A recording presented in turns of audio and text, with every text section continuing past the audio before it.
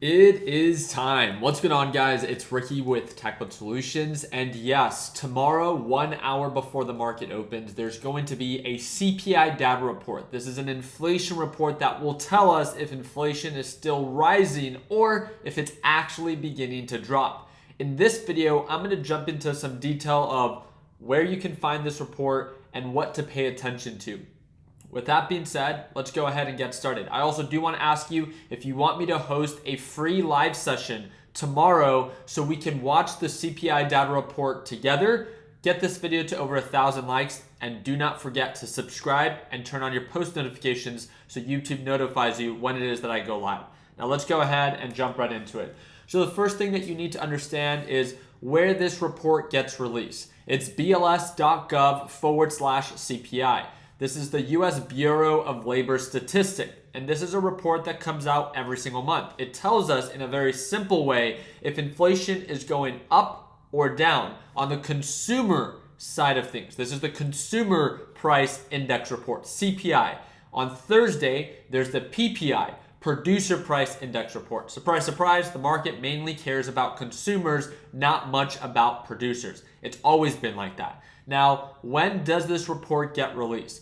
Tomorrow, 1 hour before the market opens. So market opens at 9:30 a.m. Eastern time, which means at 8:30 a.m. Eastern time, there's going to be the CPI. There's overall CPI, and then there's core CPI. I'll talk about that in just a little bit. Overall expectation for CPI is 2.8%. We're currently at 2.7%. They expect a 0.1% increase. If that's the case, then this will be the third consecutive month that inflation is rising.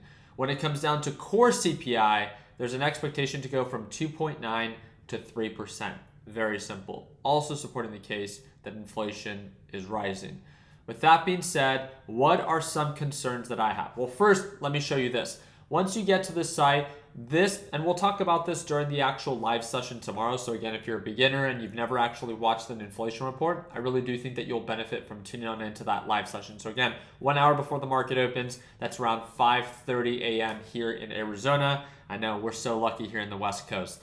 With that being said, this will update, and when you click on PDF, this will no longer say Consumer Price Index June 2025. It will now say July 2025, and the release date will be August 12, 2025. We will be adding the new month of July and taking away the old month.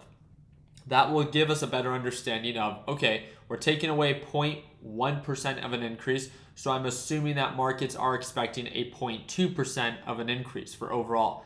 It looks like, let me double check. Yeah, overall CPI 0.2% of an increase, and it looks like core CPI is expecting a 0.3% of an increase, which would make sense. Now, let me make this very clear. If we see a higher jump, let's say that overall CPI jumps by 0.3%, because the expectation is 0.2, right? So this is what 0.2 looks like. But let's say that it comes in just like it did in June, right? A 0.3% jump. That means that CPI the inflation report for overall CPI might come in higher than what is expected. Markets would most likely react in a negative way. Remember, I want you to understand why. No one can predict what's going to be reported, but we can understand why it's happening. The Federal Reserve, who's in charge of our monetary policy, right? You know how Trump has been begging this weird guy named Jerome Powell to cut interest rates. That guy is the head of the Federal Reserve. He's not that weird of a guy. He's actually been making it very clear what he's been waiting for data to support a rate cut. They have a 2% target. This was before Trump was in office, and guess what? The goal has stayed the same, 2%, but we never made it to 2%. And now, for the third consecutive month, inflation is expected to rise, working away from the 2% target. So now if we see that inflation is actually rising quicker than expected, in my opinion, the Federal Reserve will be less likely or less motivated to cut interest rates. Now, again, this is if it comes in higher than 0.2%, because that's the expectation. If we come in at 0.3%, 0.4% of an increase, get ready for markets to drop. That's a much larger jump than what is expected. But what if we come in at 0.2? Or what if we come in at 0.1? Or What if we come in at no change? These are all possible outcomes. And in that case, the market could react in a positive way. If we come in as expected or a little bit lower than what was expected, then that could support the case that the Federal Reserve can begin to cut interest rates, right? Especially with the slowdown in the labor market that we saw last week that Trump began to blame Biden, right? That's a conversation for another time. Nonetheless, this is what I'm going to be paying attention to for tomorrow's CPI report. Then it gets into the actual line items. I don't want to bore you with that today. I will bore you with that tomorrow. And it's not that boring once you understand it. So as you guys can see, this blue line is all items. That is overall CPI. And this kind of like burgundy slash kind of brownish line, the dotted line, is all items less food and energy. That is core CPI. There's two different measures of inflation. All items, overall CPI, and then core CPI, which is all items less food and energy. So that means all items except for these areas right here, energy and food. So pretty much just this section is core CPI, and then this area, all of it, is overall CPI. Very simple. So there's an exact formula on how this is calculated, but at the end of the day, it doesn't really matter that much. All they really focus on is based off of the last 12 months before seasonal adjustment, what is our inflation rate? And yes, you are correct, because if you actually pay attention to this data, most of its weight is really just in the past 12 months. So you are correct. If you're asking the question, what the heck? Inflation's only 2.7%?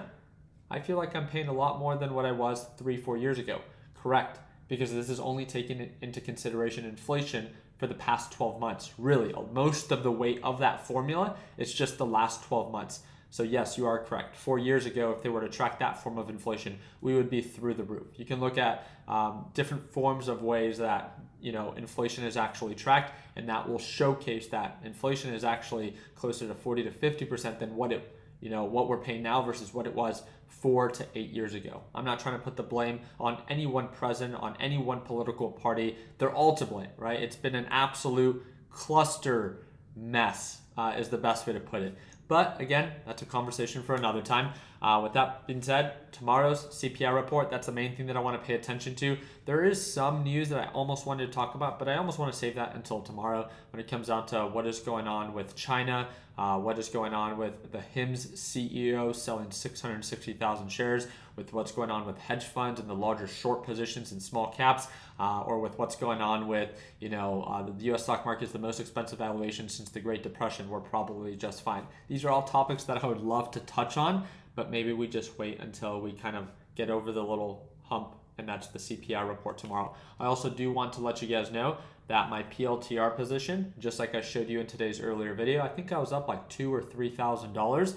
I cleared $5,700 profit on PLTR, and I left myself with my one lucky share. So position fully closed. I am closed out and ready for my trades tomorrow. And that's one of the things that I love to do. I don't like to carry positions overnight, especially not short positions, and especially right before a major economic report, just like I've shared with all of our LPP students, is we want to lead with healthy habits. Instead of trying to predict the future, we can always just take time to prepare. I have cash ready to go, that if markets dip, I can short the market. If markets begin to rocket, I can go along and go long, right? The only other trade that I took was SMCI. This was a very small trade, $340 is what I made, and I left myself with my one lucky share.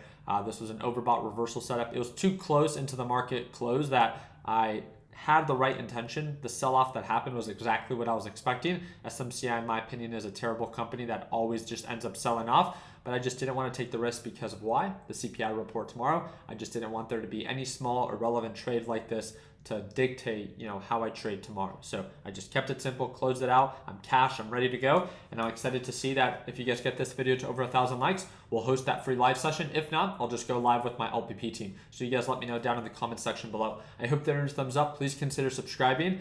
And again, if you have any questions, feel free to comment down below. And don't forget, LPP 3.0 is officially available. If you want a discount for it, second link in the description down below. It's a one-time payment, lifetime access, and you get access to our daily live trading sessions. Like always, let's make sure that we end the year on a green note. Take care, team.